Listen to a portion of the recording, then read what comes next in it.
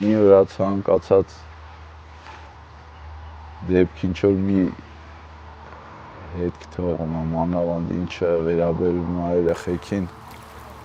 շատ ցավալի է։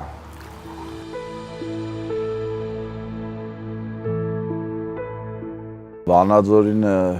ինձ երբ կանչը եղավ, գործիքներս վերցրեցի, իմ գործընկերներիս հետ գնացինք այնտեղ,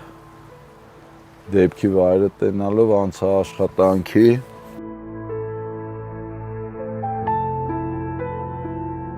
7 տարեկան բալիկին գտա մոտավորապես դեպքի տեղից մի 500 մետր այն կողմից։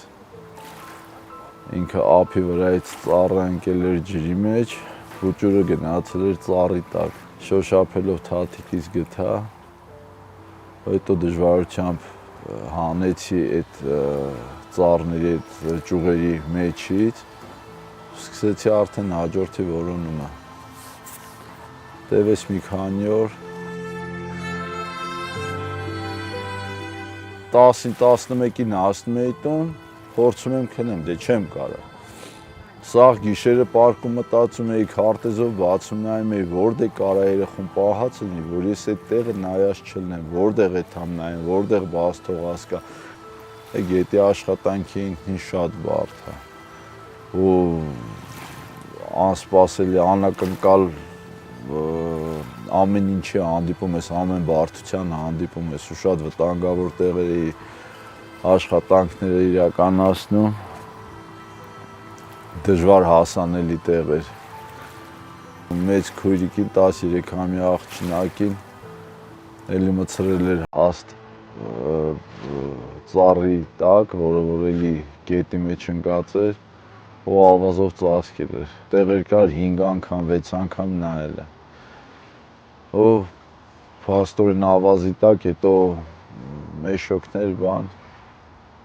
եկել էր ծածկել էր, ավազի տակից կարողացա գտնել։ Շունչ սպայելով իջնում փորում էի ավազի տակից բալիկին հանում։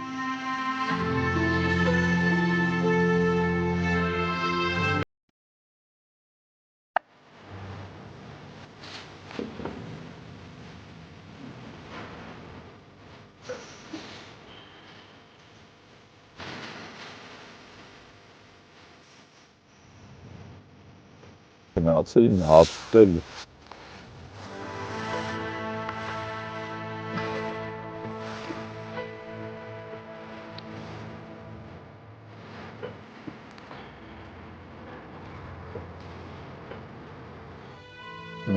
Ով էտան երեխեք հաց ուտել ուտեիցին կորը։ Դրանից է վեր ես ազդում ահաբում։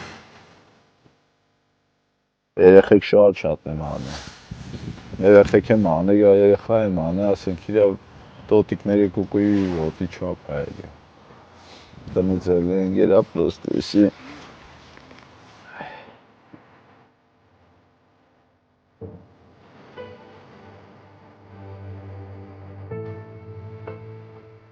Հերոսի բան չկա, ուղղակի մարդ պետք է խղճով ապրի։